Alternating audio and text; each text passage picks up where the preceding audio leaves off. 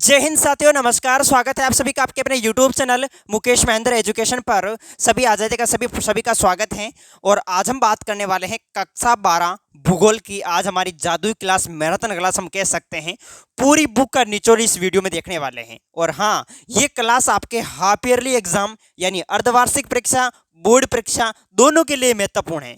अगर आपके pre board paper नहीं हुए तो भी आपके लिए महत्वपूर्ण है। ठीक है, तो इस क्लास को आप देखना ना भूले। वेरी वेरी इंपॉर्टेंट क्लास है आपके लिए। ठीक है, तो देख सकते हैं कक्षा 12 भूगोल मैराथन क्लास 2025 के लिए 2025 के लिए पेपर में छपने वाले प्रश्न देख रहे हैं।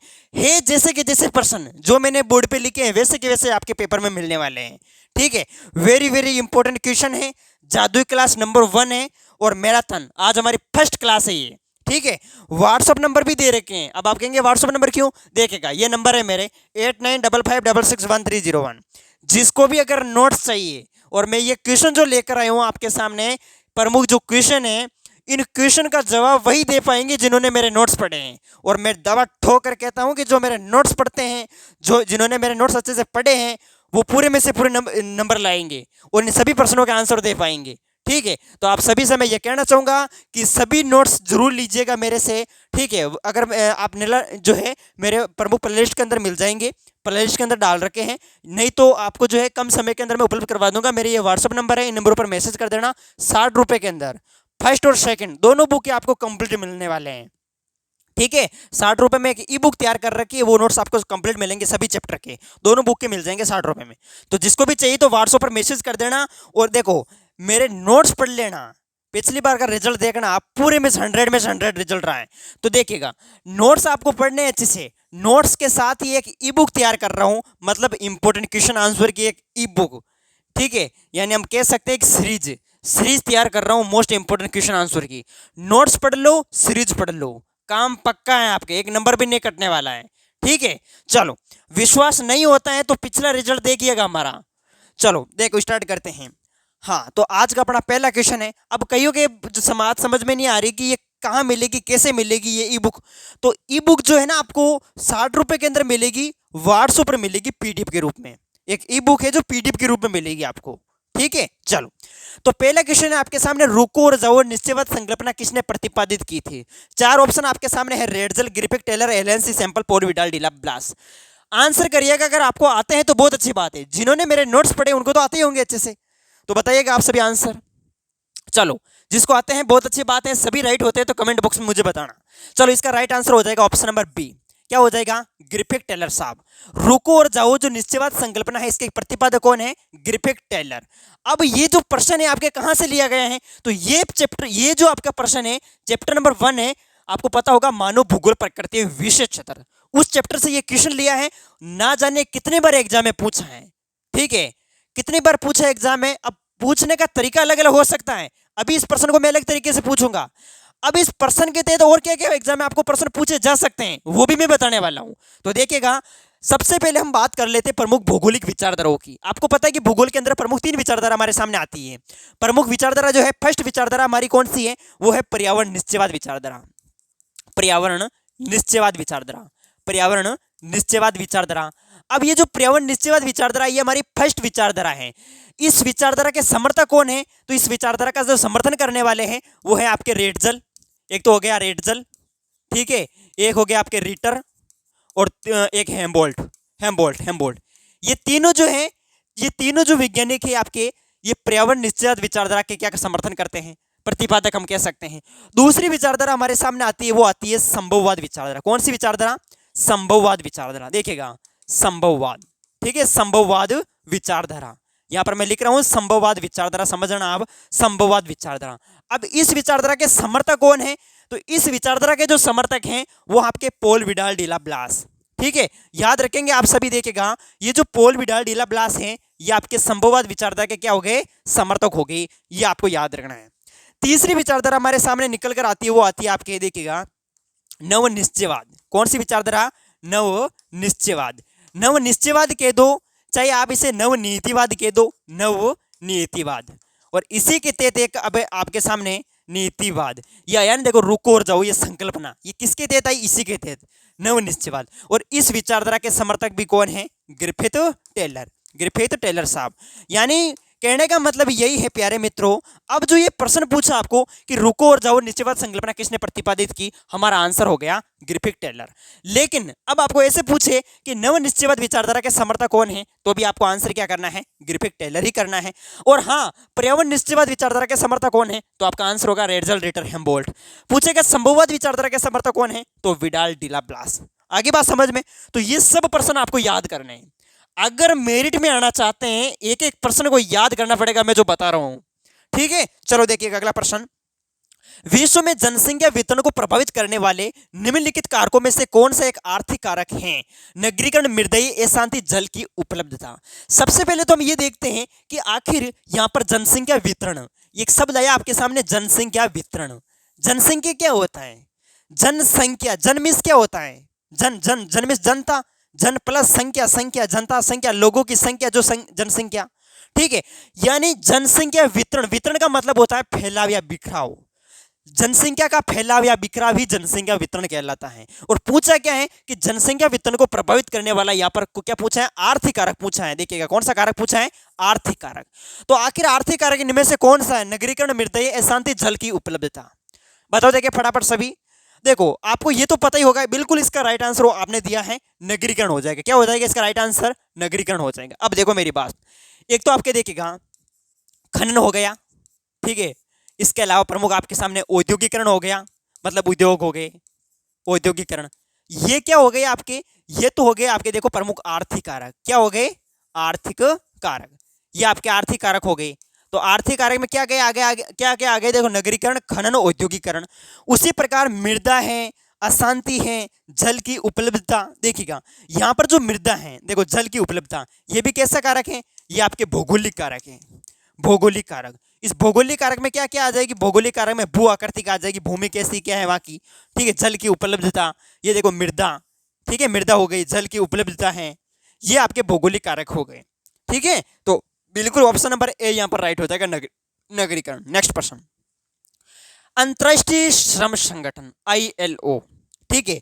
ये जो आपके ILO है, ILO ने मानव विकास के किस उपागम को प्रस्तावित किया है? न कई बार पूछा गया है, इंपॉर्टेंट प्रश्न है, याद कर लेना आप सभी। बताओ, आय, कल्याण, आधारभूत आवश्यकता, क्षमता। आप एक बार इसका आंसर दो फटाफट सभी। देखो मानव विकास के, आप इसका आंसर करो फटाफट जल्दी से। मानव विकास के, मानव विकास के उपागम, मानव विकास के उपागम की बात की जाए तो मानव विकास के प्रमुख ये 4 उपागम है। कौन कौन से हो गए? मानव विकास के आपके सामने कितने उपागम हो गए? ये उपागम हो गए, ये सब क्या हो गए? मानव विकास के उपागम है। आय उपागम, कल्याण उपागम, आधारभूत आवश्यकता उपागम, क्षमता उपागम। अब याद रखें, पूछा है कि अंतर्राष्ट्रीय श्रम संगठन ILO ने मानव विकास के किस उपागम को प्रस्तावित किया है? तो ये किया है आपके आधारभूत आवश्यकता उपागम को। किसको प्रस्तावित किया है? आधारभूत आवश्यकता उपागम। तो सी ऑप्शन यहाँ पर राइट हो जाएगा। चलो नेक्स्ट प्रश्न, अगला है कि फुटकर व्यापार निम्न में से किस क्रियाकलाप के अंतर्गत आते हैं? फुटकर व्यापार पढ़ा होगा आपने, नहीं पढ़ा तो मेरा वीडियो देखे, थोड़ी का वीडियो डाल रखा है, फुटकर व्यापार, थोक व्यापार, ठीक है। तो बताओ फुटकर व्यापार निम्न में से किस क्रियाकलाप के अंतर्गत आते हैं? प्राथमिक, तृतीयक, चतुर्थी, द्वितीयक। तो बिल्कुल इसका ऑप्शन नंबर हो जाएगा हमारे सामने तृतीयक हो जाएगा। क्या हो जाएगा आपके सामने? तृतीय क्रियाकलाप, ठीक है, ये याद रखना है। प्राथमिक क्रियाकलाप के अंदर क्या क्या आएंगे? कृषि, पशुपालन करना, शिकार करना, ये सब मैंने आपको बता रखा है ऑलरेडी। नेक्स्ट प्रश्न है कि निम्नलिखित में से कौन सा देश सबसे कम जनसंख्या वाला है? अब इस क्लास के अंदर आपके ऑब्जेक्टिव क्वेश्चन भी हैं, अति लघुतरात्मक क्वेश्चन भी हैं, ठीक है। सभी प्रकार के क्वेश्चन हम देख रहे हैं, तो एंड तक बने रहे बस। निम्नलिखित में से कौन सा देश सबसे कम जनसंख्या वाला है? Mexico, Nigeria, Brazil, Indonesia. अब आपको पता ही होगा ये तो अच्छे से, प्रमुख जिसे अधिक जनसंख्या वाले, अधिक जनसंख्या वाले देश कौन कौन से हैं? अरे अधिक जनसंख्या वाले देश कौन कौन से हैं? अधिक जनसंख्या वाले तो आपको पता ही होगा, एक तो चीन है, ठीक है, भारत है, ये अधिक जनसंख्या वाले हो गए। अब देखो पूछे कि इनमें से, इन चारों में से कौन सा, किसकी जनसंख्या जो है वो कम है? सबसे कम जनसंख्या वाला तो मैक्सिको यहाँ पर हो जाएगा। क्या हो जाएगा इसका? मैक्सिको हो जाएगा, मैक्सिको। तो ये याद रखना, मैक्सिको हो जाएगा यहाँ पर। अगला प्रश्न है कि निम्न में से कौन सा वाणिज्य डेयरी कृषि का सबसे बड़ा क्षेत्र है? वाणिज्य डेयरी कृषि का सबसे बड़ा क्षेत्र कौन सा है? बताओ, उत्तरी पश्चिमी यूरोप, कनाडा क्षेत्र, न्यूजीलैंड, दक्षिण पूर्व ऑस्ट्रेलिया। तो इसका जो होगा राइट आंसर हमारे वो हो जाएगा यहाँ पर उत्तर पश्चिमी यूरोप। क्या हो जाएगा दोस्तों? उत्तर पश्चिमी यूरोप हो जाएगा। इसका ऑप्शन नंबर ए राइट हो जाएगा, ध्यान रखें। अगला प्रश्न है कि निम्नलिखित में से किस राज्य का जनसंख्या घनत्व सबसे कम है? ऐसा कौन सा राज्य है जिसका जनसंख्या घनत्व सबसे कम दे रखा है? देखिएगा, अरुणाचल प्रदेश, नागालैंड, मिजोरम, सिक्किम। तो सबसे कम जनसंख्या घनत्व वाला जो राज्य है वो है अरुणाचल प्रदेश। ठीक है, 17 व्यक्ति प्रति वर्ग किलोमीटर, ये अरुणाचल प्रदेश हो जाएगा। अब हमारे सामने एक बात निकल कर आई, जनसंख्या घनत्व किसे कहते हैं? जनसंख्या घनत्व प्रति इकाई वर्ग क्षेत्र में निवास करने वाले व्यक्तियों की कुल संख्या को जनसंख्या घनत्व कहते हैं। और आप देखो, अगर आपको किसी भी देश हो या किसी क्षेत्र, कोई भी हो आपके सामने राज्य, पूछे कि इसका जनसंख्या घनत्व क्या है, तो जनसंख्या घनत्व को निकालने का बिल्कुल आसान सा तरीका है। जनसंख्या घनत्व बराबर क्या होता है? कुल जनसंख्या अपॉन कुल क्षेत्रफल। कुल जनसंख्या अपॉन कुल क्षेत्रफल, ये याद रखेंगे। अगर आप किसी भी, ठीक है, ये जनसंख्या का क्या हो गया, ये सूत्र हो गया एक तरीके से, आप याद कर लेना। इसको फॉर्मूला पूछा जाता है कई बार कि जनसंख्या घनत्व का सूत्र लिखिए। तो जनसंख्या घनत्व बराबर होता है कुल जनसंख्या बटा कुल क्षेत्रफल। यानी कि उस देश की, उस क्षेत्र की, उस राज्य की कुल जनसंख्या में अगर आप क्षेत्रफल का भाग दे देंगे तो हमारे सामने क्या निकल कर आ जाएगा? जनसंख्या घनत्व। तो ठीक है, तो ये फॉर्मूला भी आप इसमें याद कर लेना। नेक्स्ट प्रश्न देखो कि निम्न में से सर्वाधिक प्रदूषित नदी कौन सी है? प्रमुख दो प्रदूषित नदियां, एक तो गंगा, एक यमुना। तो ब्रह्मपुत्र, यमुना, सतलज, गोदावरी, इन चारों में से आंसर क्या हो जाएगा अपना? यमुना हो जाएगा। क्या हो जाएगा इसमें? यमुना हो जाएगा। सभी प्रश्न याद करने आपको अनिवार्य हैं, याद करने पड़ेंगे, याद रखना अच्छे से इनको, ठीक है, याद कर लेना अगर अच्छे नंबर लाना चाहते हो तो। 10वां प्रश्न देखो, 9वां प्रश्न देखो, इंदिरा गांधी नहर परियोजना बनता है प्रश्न यहाँ से। इंदिरा गांधी नहर परियोजना कब प्रारंभ हुई थी? कब प्रारंभ हुई थी इंदिरा गांधी नहर परियोजना? बताओ। 1938, 1948, 1958, 1968। फटाफट आंसर करिएगा देखिए जल्दी से। इंदिरा गांधी नहर परियोजना कब प्रारंभ हुई थी? तो देखो, इसका ऑप्शन नंबर जिन्होंने इसका किया है आपके सामने, सी आंसर उन सभी का राइट है। मतलब 1958 में यह प्रारंभ हुई थी। कौन सी नहर है? कौन सी नहर है प्यारे मित्रों? इंदिरा गांधी नहर। कौन सी नहर है? इंदिरा गांधी नहर। क्या नाम है इसका? राजस्थान नहर। क्या नाम है इसका? राजस्थान नहर। दूसरा क्या है? इंदिरा गांधी नहर। मतलब ये आपके सामने जो इंदिरा गांधी नहर है, राजस्थान नहर है, एग्जामिनर आपको पूछेगा, क्या पूछेगा? पूछेगा कि ये इंदिरा गांधी नहर है, राजस्थान नहर है, तो आप बताओ ये इंदिरा गांधी जो नहर है इसके जनक कौन है? जनक वेरी वेरी मोस्ट क्वेश्चन बनता है। तो इसके जो जनक है वो है कंवर सेन। कौन है इसके जनक? कंवर सेन, याद रखेंगे, ये इसके जनक हो गए। फिर जो आपके सामने प्रश्न बनेगा वो ये पूछेगा कि बताओ इसकी शुरुआत कब हुई थी? तो हमने कहा भाई इसकी शुरुआत हो गई ना 1958 में। और क्या बोलो? डेट पूरी याद रखनी है आपको, 31 मार्च 1958। क्या याद रखना है? 31 मार्च 1958 को जो इसकी क्या हुई थी? शुरुआत हुई थी। और क्या बन सकता है यहाँ से प्रश्न? और आपके सामने जो प्रश्न बन सकता है वो ये बन सकता है कि जो इंदिरा गांधी नहर है, ठीक है, इंदिरा गांधी नहर, इसका पहला राजस्थान नहर, इसका नाम था राजस्थान नहर। राजस्थान नहर नाम बदलकर इंदिरा गांधी नहर कब किया गया? तो ये भी अपने आप में बड़ा इंपॉर्टेंट प्रश्न बनता है कि राजस्थान नहर का नाम बदलकर इंदिरा गांधी नहर कब किया गया? ठीक है, इंदिरा गांधी नहर कब किया? तो ये किया था 2 नवंबर 1984 को। 2 नवंबर 1984 को आपको याद रखना है, ठीक है, बिल्कुल ये प्रश्न आपको याद रखना है। पूछेगा आपको कि ये जो इंदिरा गांधी नहर है इसकी कुल लंबाई कितनी है? कुल लंबाई कितनी इसकी? तो कुल लंबाई है 9060 किलोमीटर। कितनी है? 9060 किलोमीटर। राजस्थान में इसकी कितनी है? राजस्थान में, तो राजस्थान में बात की जाए तो कुल तो इसकी 9060 हो गई। राजस्थान में अगर पूछे तो आपको करना है 749 किलोमीटर। कितने? 749 किलोमीटर। तो ये प्रश्न आपको इससे संबंधित याद करने हैं। चलो अब बात करते हैं आगे। अगला प्रश्न है रिक्त स्थान की पूर्ति करें। जैसा आपका पेपर बनेगा वैसे का वैसे क्वेश्चन मैंने लिए हैं। पेपर में 100% छपने वाले क्वेश्चन है, ध्यानपूर्वक वीडियो को देखें, ठीक है। बहुत मेहनत लगी है बोर्ड को छापने में, लाइक कर दो फटाक से, नहीं तो फूफाटी बोल चले एग्जाम में। तो रिक्त स्थान की पूर्ति कीजिएगा। ये 4 ऑप्शन आपके सामने दे रखे हैं, देखो अच्छे से आंसर करो आप सभी कि खालिस्तान नहर पूर्व में अटलांटिक महासागर को, पश्चिमी में प्रशांत महासागर को जोड़ती है। कौन सी नहर है? तो आपको पता होगा वो पनामा नहर है। कौन सी नहर है? पनामा नहर। ये जो पनामा नहर है, पनामा नहर, ये पूर्व में अटलांटिक महासागर को पश्चिम में प्रशांत महासागर को जोड़ती है। पनामा नहर, स्वेज नहर पढ़ा होगा आपने, तो ये पनामा नहर हो जाएगा। भारत अधिकतम उत्तम किस्म की खालिस्तान कॉफी का उत्पादन करता है। तो प्रमुख कॉफियों की भी किस्में हैं, अरेबिका है, रोबेस्टा है, जिसमें जो अरेबिका है, अरेबिका, तो यहां पर आप क्या कर देंगे, यहां पर आपको करना है अरेबिका। क्या करना है इसमें, अरेबिका करना है कि भारत अधिकांश उत्तम किस्म की अरेबिका कॉफी का उत्पादन करता है। ओके, याद रखना। और जो ब्राजील है, ब्राजील के अंदर जो है, यहाँ से प्रश्न बनता है कि ब्राजील में जो है प्रमुख जो कॉफी के जो बागान होते हैं, बागान, उनको फेजेंडा कहा जाता है। क्या कहा जाता है, फेजेंडा। ये भी कई बार एग्जाम में पूछा गया है। भारत में वायु परिवहन की जो शुरुआत है वो कब हुई थी, बताओ आप सभी आंसर। भारत में वायु परिवहन की शुरुआत, इसकी शुरुआत हुई थी आपके 1911। ठीक है, ये याद रखें। कोलकाता पतन जो है खालिस्तान नदी पर अवस्थित है। जो कोलकाता पतन है ये कौन सी नदी पर अवस्थित है, तो ये अवस्थित है हुगली नदी, हुगली नदी, याद रखेंगे, ये हुगली नदी पर अवस्थित है कोलकाता पतन। तो बस ये चारों प्रश्न आपको जो रिक्त स्थान वाले हैं, ठीक है, ये आपको आने चाहिए। अगला प्रश्न देखो, अब है अति लघुतरात्मक प्रश्नोत्तर, अति लघुतरात्मक, इसको भी आप सभी देखें। मानव का प्रकृतिकरण क्या है, तो ध्यान रखें, ये मानव भूगोल प्रकृति विषय चित्र से लिया गया है। मानव का प्रकृतिकरण, तो परिभाषा देखो, आप लिखना चाहो तो भी लिख सकते हो इस तरीके से। परिभाषा क्या लिखोगे इसकी, मानव का प्रकृतिकरण। जब मानव, लिख सकते हो ऐसे कि जब मानव अपने आप को प्रकृति अनुसार ढाल लेता है। जब मानव अपने आप को प्रकृति के अनुसार ढाल लेता है,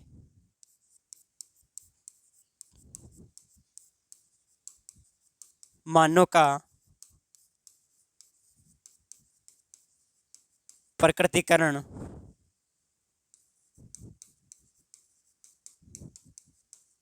पर्यावरण निश्चयवाद कहा गया। ठीक है, जब मानव अपने आप को प्रकृति के अनुसार ढाल लेता है तो इससे क्या कहा गया है, मानव का प्रकृतिकरण कहा गया। ओके, ये मानव का प्रकृतिकरण पर्यावरण निश्चयवाद विचारधारा की बात हो रही है। अगला है कि मानव विकास की अवधारणा किस विद्वान की देन है, तो मानव विकास की जो अवधारणा है, उत्तर आप लिख सकते हैं, मानव विकास, मानव विकास की अवधारणा डॉक्टर महबूब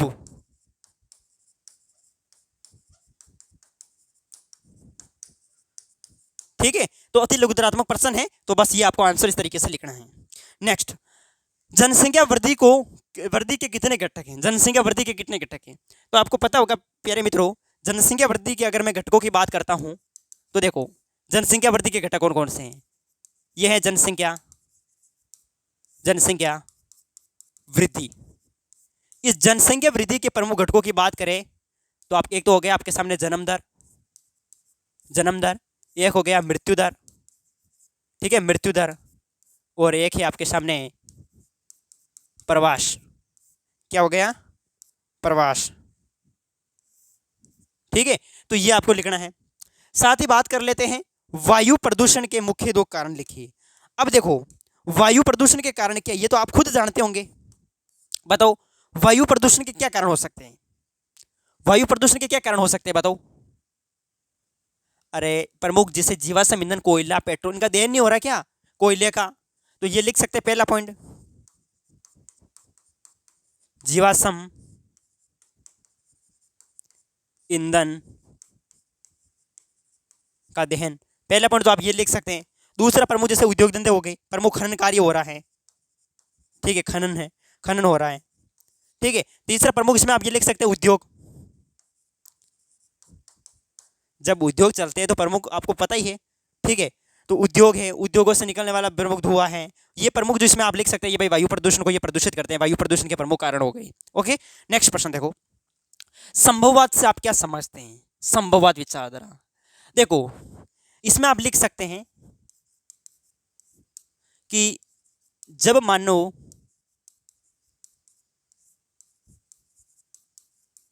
प्रकृति के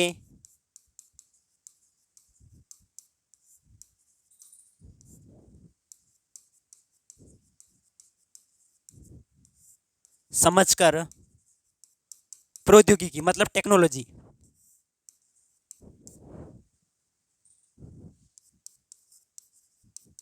विकास करता है,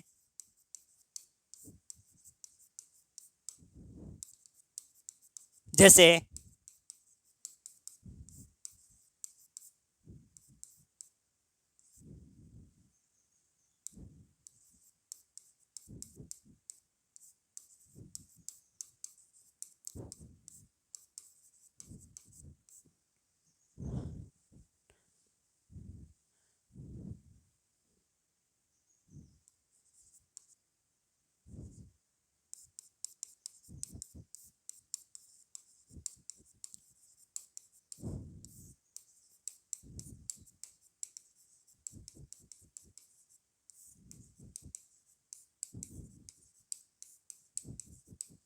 ये लिख सकते हैं। ओके, नेक्स्ट कि जब मानव प्रकृति के नियमों को समझकर प्रौद्योगिकी का विकास करता है, जैसे गर्मियों के लिए एसी, सर्दी के लिए हीटर, ऐसी विचारधारा को जो है वो संभववाद विचारधारा नाम दिया है। जनसंख्या नियंत्रण के दो उपाय लिखिएगा। तो जनसंख्या नियंत्रण को आपका जो है किस प्रकार कंट्रोल में ला सकते हैं, नियंत्रण कैसे स्थापित कर सकते हैं। तो पहला पॉइंट लिख सकते हैं इसमें, परिवार नियोजन कार्यक्रम अपनाकर, परिवार नियोजन, परिवार नियोजन कार्यक्रम अपनाकर। दूसरा आप ये लिख सकते हैं, जैसे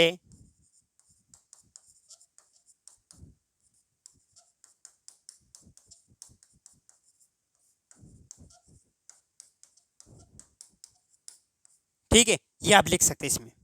और भी बहुत सारे हैं, जैसे प्रमुख बाल विवाह पर रोक, बाल विवाह,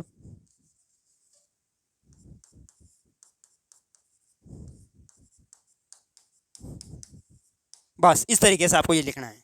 नेक्स्ट प्रश्न देखो, देखिए अगला कि भूमध्य सागरीय कृषि के बारे में आप क्या समझते हैं। वेरी वेरी इंपॉर्टेंट है भूमध्य सागरीय कृषि। तो इसका उत्तर आपको इस तरीके से लिखना है,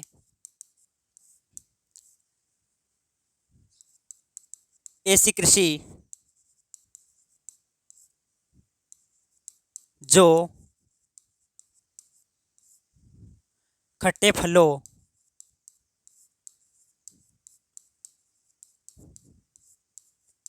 फलों के लिए प्रसिद्ध हैं।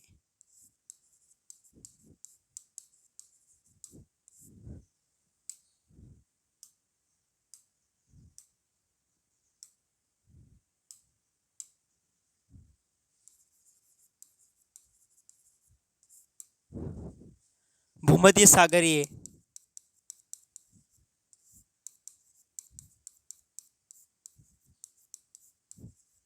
क्षेत्रों में की जाती हैं।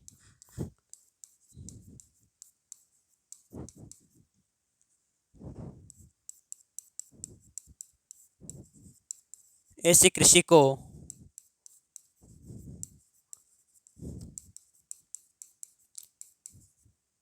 भूमध्य सागरीय कृषि कहते हैं।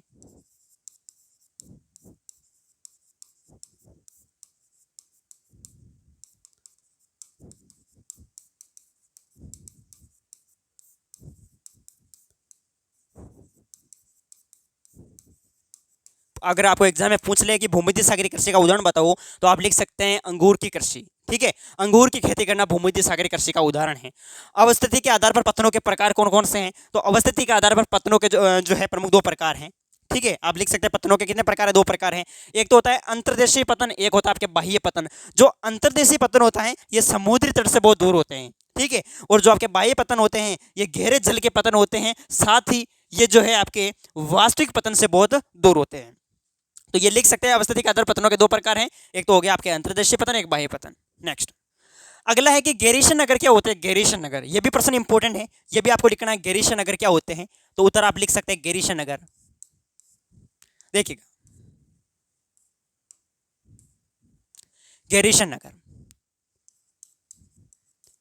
गैरीशन नगर, तो डैश डैश लगा के आप लिख सकते हैं छावनी नगर को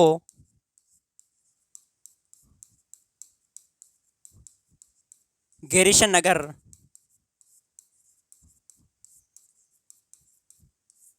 कहाँ जाता है? छावनी नगर को गैरेशन नगर कहाँ जाता है? जैसे अंबाला हो गया आपके, जालंधर है, ये उदाहरण भी आप इसमें ये लिख सकते हैं। ओके, बाकी ये देखो अति लघु उत्तरार्थ में बस इतना ही लिखना है। स्वर्णिम चतुर्भुज परियोजना किन महानगरों को आपस में जोड़ती है? तो इसका उत्तर आप लिख सकते हैं स्वर्णिम चतुर्भुज परियोजना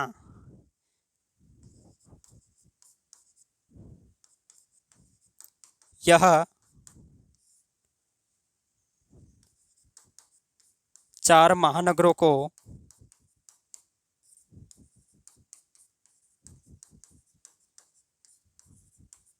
आपस में जोड़ती हैं, जो क्रमशः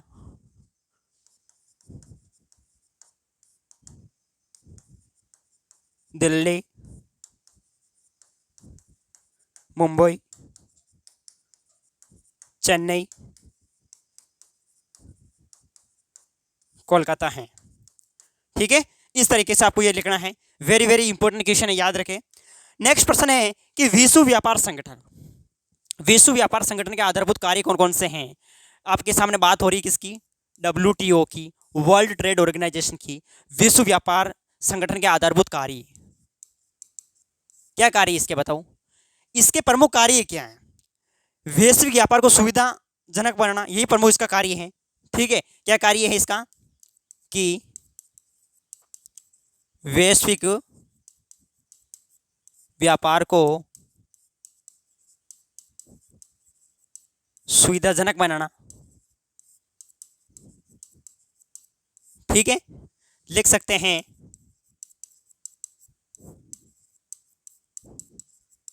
व्यापार के नियम बनाना,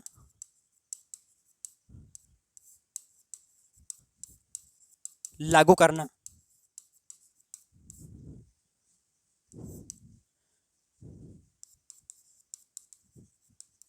विभिन्न देशों के बीच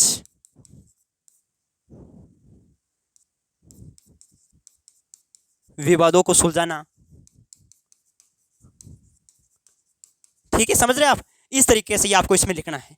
ठीक है, ये WTO हो गया, इसके प्रमुख कार्य में आप लिख सकते हैं।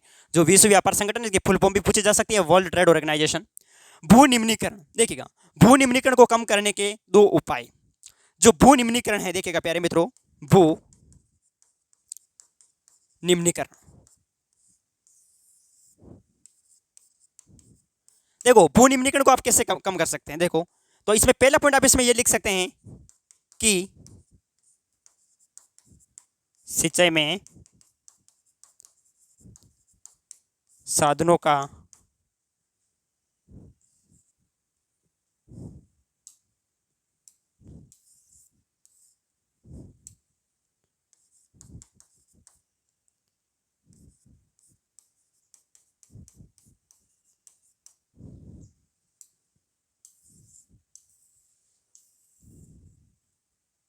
पहला तो ये लिख सकते हैं। दूसरा, कृषि में कीटनाशक रसायनों का सीमित प्रयोग हो, ये पॉइंट आप इसमें ये लिख सकते हैं। ठीक है, तो भू निम्नीकरण को कम करने के 2 उपाय। पहले पॉइंट तो इसमें ये आपको ये लिखना है कि सिंचाई में साधनों का उचित मात्रा में प्रयोग किया जाए, साथ ही कृषि में कीटनाशक साधनों का जो है इसमें सीमित प्रयोग किया जाए, बस। नेक्स्ट, तृतीय और चतुर्थ क्रियाकलाप में अंतर लिखिए। अब आप पढ़ चुके हैं चैप्टर को अच्छे से। तृतीय क्रियाकलाप, इसमें क्या क्या आ गई? इसमें तो आपको पता ही होगा। तृतीय क्रियाकलाप परिवहन हो गए, आपके जितने भी जो व्यापार है, वाणिज्य है, परिवहन, संचार, ये सब इसी में आ गए।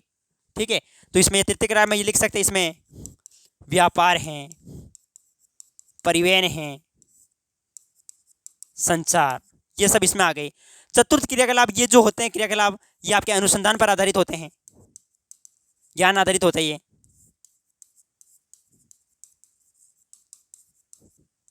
ठीक है, ये आप इसमें लिख सकते हैं। ये व्यापार, परिवहन तथा संचार पर आधारित होते हैं, और ये चतुर्थ क्रियाकलाप अनुसंधान पर आधारित होते हैं। ठीक है, ये बस लिखना है। और इसमें वाणिज्य और कर देना वाणिज्य। तो इसका उत्तर भी आप लिख सकते हैं, किसी पतन का वह प्रभाव क्षेत्र होता है जो सड़क व रेल मार्गों से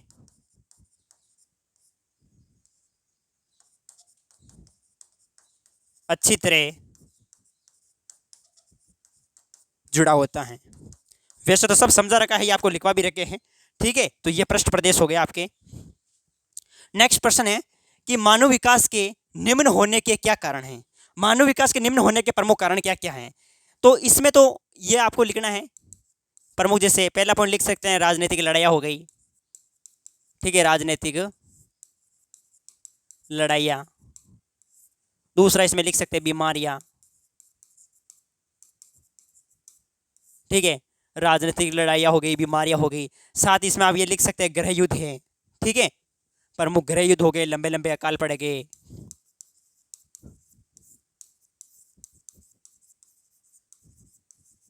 गृह युद्ध। मुख्य श्रमिक व सीमांत श्रमिक के अंतर क्या है। जो आपके मुख्य श्रमिक होते हैं, मुख्य श्रमिक देखिएगा, ये जो मुख्य श्रमिक होते हैं ऐसे श्रमिक जो 6 महीने से अधिक दिन कार्य करते हैं जो 6 महीने से अधिक दिन कार्य करते हैं। 6 महीने में हम लिख सकते हैं मतलब 183 दिन। जो 183 दिन काम करते हैं वो तो हो गए आपके मुख्य श्रमिक। और सीमांत श्रमिक ऐसे श्रमिक होते हैं जो 6 महीने से कम दिन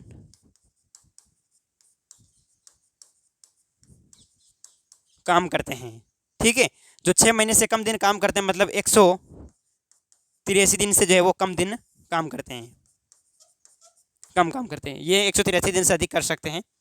चलो आगे देखो, भारतीय कृषि की समस्या लिखी। तो देखो भारतीय कृषि की समस्या, ये प्रश्न आपके बड़े नंबर के अंदर पूछा जाएगा। देखो निबंधात्मक में भी पूछा जा सकता है। तो इसमें तो आपको जो है पॉइंट बाय पॉइंट लिखना। जैसे सबसे पहले लिख सकते हैं कि भारतीय जो कृषि है ये आपके मानसून निर्भर है। किस पर निर्भर है? मानसून निर्भर है। भारत का जो अधिकांश क्षेत्र आप देखेंगे तो वो सूखाग्रस्त है, ठीक है, ज़्यादातर भूमि जो है वो सूखाग्रस्त है, इसलिए जो है भारतीय कृषि मानसून पर निर्भर है। दूसरा इसमें आप लिख सकते हैं मानसून निर्भर है, छोटे खेत हैं, खेत जो है बिल्कुल छोटे हैं, लगातार जनसंख्या बढ़ रही है तो छोटे खेत हो गए। तीसरा आप इसमें लिख सकते हैं ऋणग्रस्तता, मतलब भारतीय जो किसान होते हैं जैसे तैसे करके वो कृषि तो करते हैं, खेती तो करते हैं, ठीक है, ऋण कर्ज उठा लेते हैं कृषि के लिए, खेती के लिए, और वापस खेती से उतना मुनाफा कमा नहीं पाते हैं और कर्ज में डूब जाते हैं। तो ये आप लिख सकते हैं भाई ऋणग्रस्तता, छोटे खेत हो गए। चौथा पॉइंट आप लिख सकते हैं वाणिज्यीकरण का अभाव। वाणिज्यीकरण का अभाव मतलब भारतीय जो किसान क्या है ये खाद्यान्न फसलें बहुत उगाते हैं, खाने वाली जो फसलें हैं जैसे गेहूं है, चना है, बाजरा है, ये उगाते हैं, लेकिन व्यापारिक फसलें जो है बहुत कम उगाते हैं व्यापार करने के लिए, ठीक है। तो बस ये लिख सकते हैं, ये प्रमुख पॉइंट बाय पॉइंट इसमें ये लिख सकते हैं भारतीय कृषि की समस्या में। नेक्स्ट प्रश्न है कि जनसंख्या वेतन को प्रभावित करने वाले कारकों का संक्षेप में लिखो। अब ये प्रश्न आपको अलग अलग तरीके से पूछा जा सकता है। जैसे आप लिख सकते हैं इसमें कि जनसंख्या वेतन को प्रभावित करने वाले प्रमुख कारक, एक तरफ तो आप लगा लीजिएगा, एक तरफ आप लगा लीजिएगा भौगोलिक कारक, और दूसरी तरफ आप लगा लीजिएगा आर्थिक कारक, आर्थिक कारक, और तीसरी तरफ आप लिख सकते हैं सामाजिक एवं सांस्कृतिक कारक।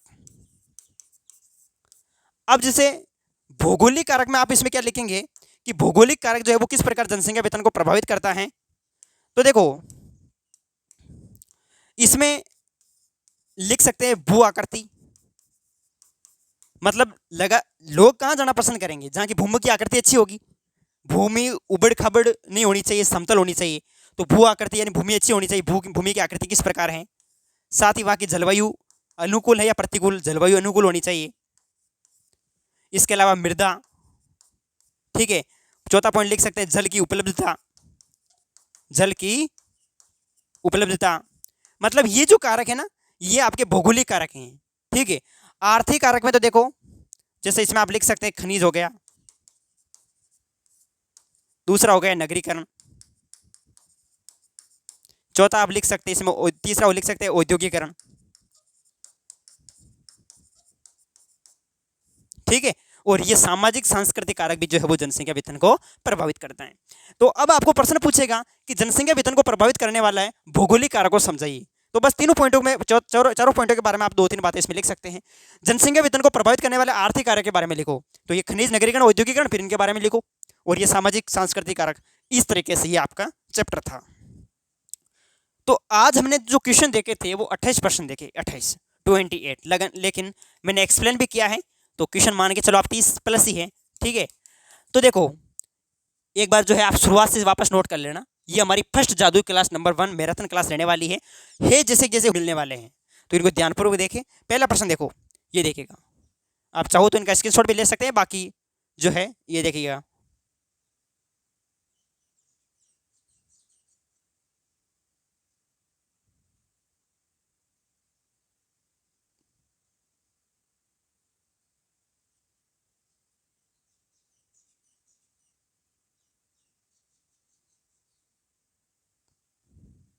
ठीक है, चलो, तो मिलते हैं वापस आपको नेक्स्ट वीडियो में। नोट्स जरूर ले लेना आप सभी। नोट्स आपको 60 रुपये मिल रहे हैं, कंप्लीट बुक मिल रही है। नोट्स को पढ़ो और ये मेरे टेस्ट सीरीज लगाओ डायरेक्ट, पूरे में से पूरे नंबर है, एक नंबर भी नहीं कटने वाला, ठीक है। तो मिलते हैं वापस आपको नेक्स्ट वीडियो में। जय हिंद, जय भारत, ओके।